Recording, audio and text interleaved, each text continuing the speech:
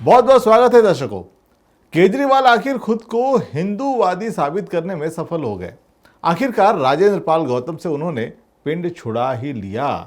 राजेंद्र पाल की जगह अब पटेल नगर के विधायक राजकुमार आनंद को समाज कल्याण मंत्री बना रहे हैं। केजरीवाल के इस निर्णय के बाद यह साफ हो गया है कि आम आदमी पार्टी में रहने के लिए हिंदू देवी देवताओं को मानना पड़ेगा और उनकी पूजा भी करनी पड़ेगी। आम आदमी पार्टी ने झाड़ू को चुनाव चिन्ह बनाया तो दलित और वंचित जो हैं वो समाज बहुत खुश हो गए। फिर उन्होंने बाबा साहब की तस्वीरों का भरपूर इस्तेमाल किया, तब भी दलित समाज खुशी से फूला नहीं समा रहा था। लेकिन जैसे ही बाबा साहब की शिक्षाओं का जिक्र आया, केजरीवाल का हिंदुत्व जाग गया और अपने मंत्री को हटा दिया उन्होंने। पुलिस केस भी हुआ, पूछताछ भी हुई, लेकिन पार्टी ने आम्बेडकरी मंत्री का साथ सिर्फ इसलिए नहीं दिया क्योंकि वो हिंदू नहीं बल्कि बौद्ध हैं और बौद्ध बनने की बात कह रहे हैं। राजेंद्र पाल ने पार्टी में अपनी ताकत दिखाने के मकसद से पदयात्रा भी की, जिसे बहुजन समाज के बहुत सारे लोग और बौद्ध आम्बेडकरी लोगों ने बढ़ चढ़कर हिस्सा लिया। लेकिन राजेंद्र पाल का ये दांव भी उनके काम नहीं आया। आखिरकार केजरीवाल ने उनसे किनारा कर ही लिया क्योंकि उनके लिए फिलहाल हिंदुत्व ज्यादा जरूरी मुद्दा है। वैसे अगर देखा जाए तो आम आदमी पार्टी को बहुजन समाज के मामले में ओवर कॉन्फिडेंस है। वो जानते हैं कि दलित समाज को बाबा साहब के चित्र और मूर्तियों से पटाया जा सकता है और शायद इसीलिए सिर्फ केजरीवाल ही ये हिम्मत कर सके जिन्होंने अपनी ओर से एक भी एससी, एसटी या ओबीसी या मुसलमान को राज्यसभा में नहीं भेजा।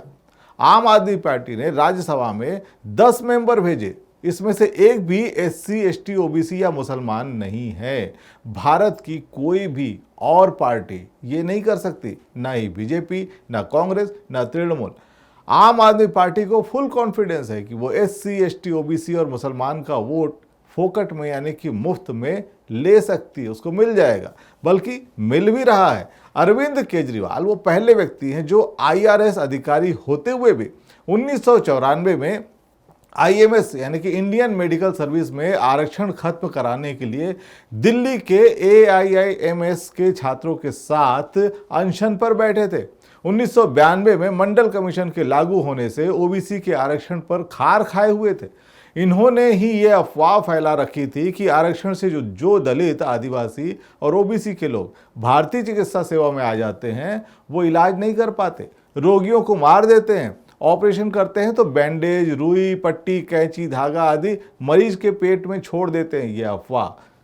तब इस अफवाह के खिलाफ कानपुर कृषि विश्वविद्यालय के कुलपति प्रोफेसर रामनाथ जी ने एक पुस्तक लिखी, किसने किसका कितना हक मारा, और उस पुस्तक के द्वारा उन्होंने केजरीवाल के आरोपों का सबूतों के साथ खंडन किया कि रुई, बैंडेज, पट्टी मरीज के पेट में आरक्षण वाले नहीं बल्कि लाखों रुपए डोनेशन देकर पढ़ने वाले सवर्ण छात्र जो डॉक्टर हैं वो छोड़ देते हैं।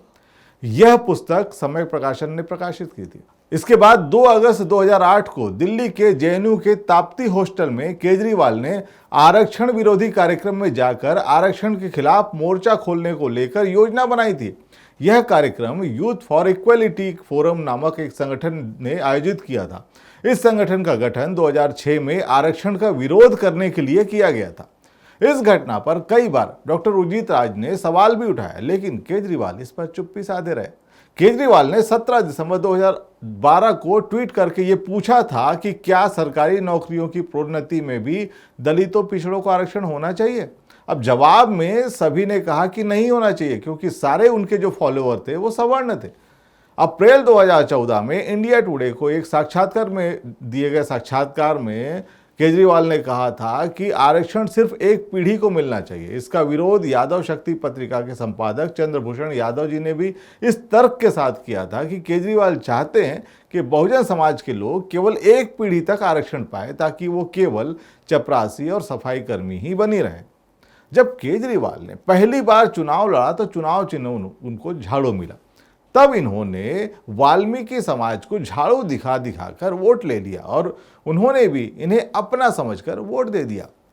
अब सफाई कर्मियों ने इनसे अपना वादा पूरा करने को कहा तो ये चुप्पी साधे हुए।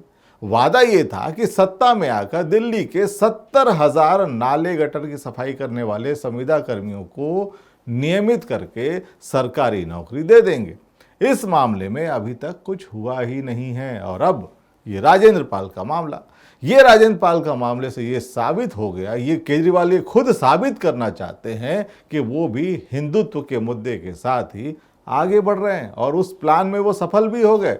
और ये पूरा प्लान गुजरात चुनाव को लेकर बनाया गया था। अब ये साबित हो चुका है, केजरीवाल ने खुद को हिंदुत्व का रक्षक या हिंदू साबित कर दिया है और इसी बल पर उनको गुजरात में भरपूर जो है वो वोट मिलने की उम्मीद है और इसी वजह से राजेंद्र पाल को हटा दिया और अम्बेडकराइट के नाम पर या फिर दलित के नाम पर दूसरे व्यक्ति को उनकी जगह पे मंत्री बना रहे हैं। लेकिन अम्बेडकराइट व्यक्ति यानी कि जो 22 प्रतिज्ञाओं की बात करेगा, जो हिंदू देवी देवताओं को नहीं मानेगा या हिंदुत्व का साथ नहीं देगा, ऐसे व्यक्ति उनको नहीं चाहिए। तो आप क्या समझते हैं या आप क्या कहना चाहते हैं इस बारे में कमेंट बॉक्स में ज़रूर बताएं और इस चैनल को आप सब्सक्राइब ज़रूर करें। अगर आपको हमारी बात अच्छी लगती है तो फेसबुक पर इसे फॉलो करें और अगर आप हमारा साथ देना चाहते हैं तो स्टार के ऑप्शन पर जाकर आप हमारा आर्थिक सहयोग भी कर सकते हैं। बहुत बहुत धन्यवाद।